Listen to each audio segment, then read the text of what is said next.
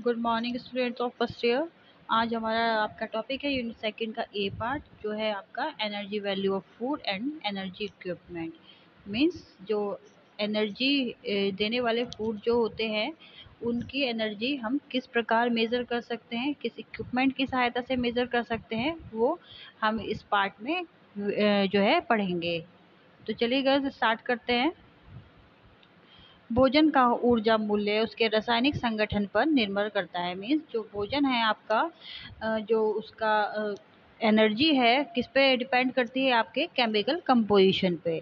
वे खाद्य पदार्थ जिसमें जल की मात्रा अधिक होती है तथा इसलिए उनका मूल्य कम होता है। मीन्स जो खाद्य पदार्थ आपके जैसे खीरा हो गए, ककड़ी हो गई, तरबूज हो गई, क्योंकि इनमें भरपूर मात्रा में जो है वाटर प्रेजेंट रहता है। आपका जो है पपीता हो गया, तरबूज हो गए, खरबूजा हो गया, इन सब में क्या है more amount of water present रहता है इन फूड प्रोडक्ट में। इसके ठीक विपरीत जो है जिनका भोजन पदार्थों में जिनमें जलांश की मात्रा कम होती है, मतलब जिन भोज्य पदार्थों में आपके वाटर कम मात्रा में प्रेजेंट रहता है उनका मूल्य आपका अधिक होगा। जैसे आपका गुड़ हो गया, शक्कर हो गया, घी, बादाम, पिस्ता इत्यादि, ये सब क्या है आपके ऊर्जा मूल्य में अधिक होंगे।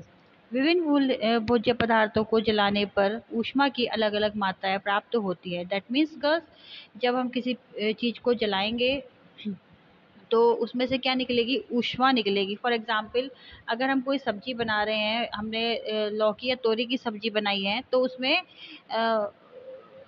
मतलब भरपूर मात्रा में आपका जल प्रेजेंट रहता है। उसके अलावा अगर हम कोई बैंगन की सब्जी बनाएंगे, अरबी की सब्जी बनाएंगे, आलू की सब्जी बनाएंगे, तो उसमें आपका जो वाटर है वो बहुत ही कम मात्रा में प्रेजेंट रहेगा।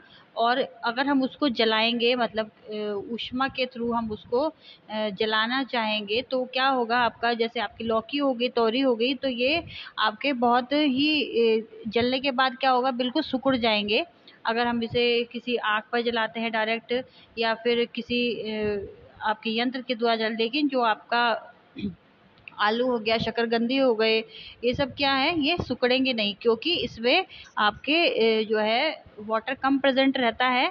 और जो क्या होगा आपका जो उनकी ऊर्जा की वैल्यू है वो भी एट प्रेजेंट ही बनी रहती है, क्योंकि जो आपका जल है जब हम उसे जलाएंगे तो वो भाप द्वारा उड़ जाता है। 1 ग्राम भोज्य पदार्थ का जो है आपका इसमें जो 1 ग्राम भोज्य पदार्थ है, यहाँ पे गस ऑटो की जगह O2 है, मतलब ऑक्सीजन।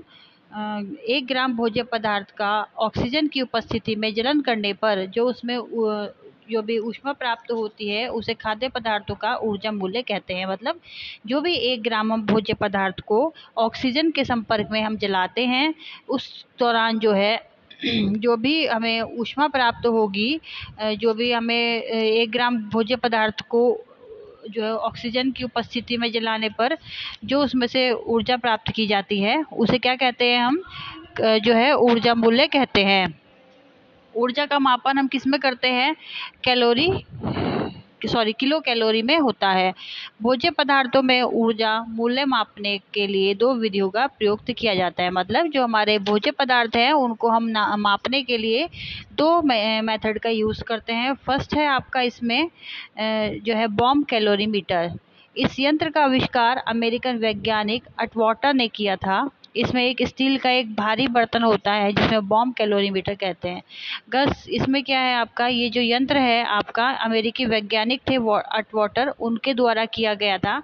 उसमें क्या उन्होंने किया, एक स्टील का एक भारी बर्तन लिया जिसे हम क्या कहते हैं, बॉम कैलोरी कहते हैं। इसका भीतरी भाग प्लेटिनम की पॉलिश का क्या होता है।